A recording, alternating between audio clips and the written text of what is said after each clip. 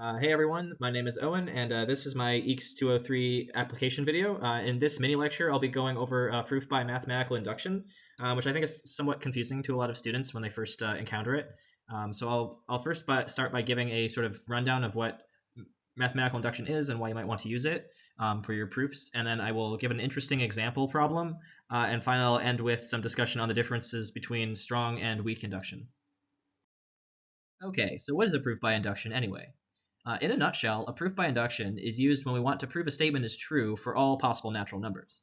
Let's consider a proposition P of n, where n is a natural number. We can accomplish this type of proof by using three simple steps. The first step in the proof by induction is what's known as the base case.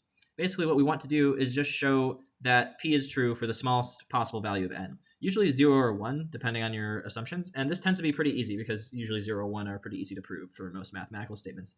The next step after this is to form what we call an induction hypothesis, which is to make an assumption that P is true for some arbitrary k.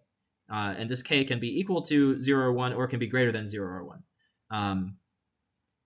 Given that we have this assumption, the inductive step is to show that the next value of k, the proposition still holds for, right? So given k is true, we want to show that k plus 1 is also true. And so the analogy I always like to use for understanding proofs by induction is to sort of think about climbing a ladder.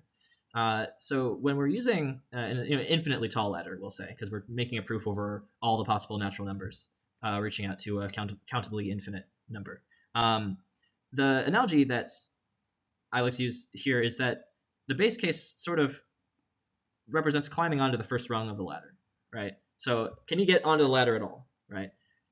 The induction hypothesis is saying, okay, given that we've reached some rung of the ladder, maybe the first one, maybe the 10 billionth one, can we show that we're able to climb to the next one, right, at any point on the ladder? If we've done that, then we've shown that we can get onto the ladder, and then from the current rung we can reach the next one. That means you can go from 1 to 2 to 2 to 3 to 3 to 4 all the way up the ladder forever and ever, right? And that's like sort of proving that it's possible to reach any rung of this ladder, and that would be a very simple proof by induction. As a more complex and realistic example of an application of mathematical induction, let's consider proving that the power rule from calculus is true for all the integers n greater than 0. And we can do this by induction. So starting with the base case, we'll assume n equals to 1, which means that f of x is x to the 1, which is just x. And the power rule says that the derivative of x should be equal to 1. So you have 1 times x to the n minus 1, which is x to the 0, which is equal to 1, right?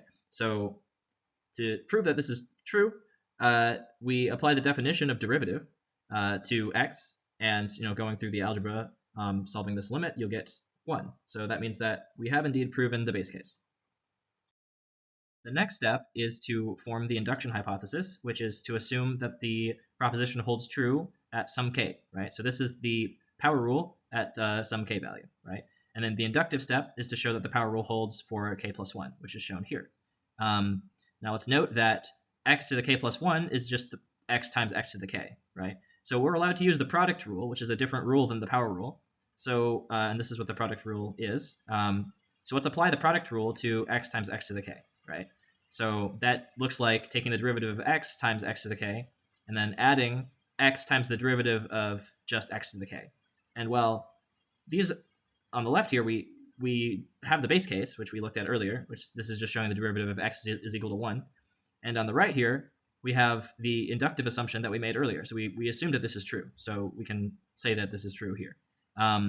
And given this expression with some algebraic manipulation, we get the answer of 1 plus k times x to the k, which proves our inductive step, and therefore proves the power rule of differentiation via induction. One final note on induction is that there are actually two forms of it that are useful in different scenarios. And sometimes it's confusing to students what these are, because they're almost the same, but not quite. So what we were using previously is sometimes known as weak induction. Different textbooks have different terminologies for it. But this is where you assume that only p of k is true, and then you prove that that implies p of k plus 1, right? In strong induction, we're assuming that P of n is true for all integers up to k, and then we just show that the next one is true, P of k plus 1. And it turns out that these two proof methods are logically equivalent to each other, but sometimes it's easier to use one versus the other.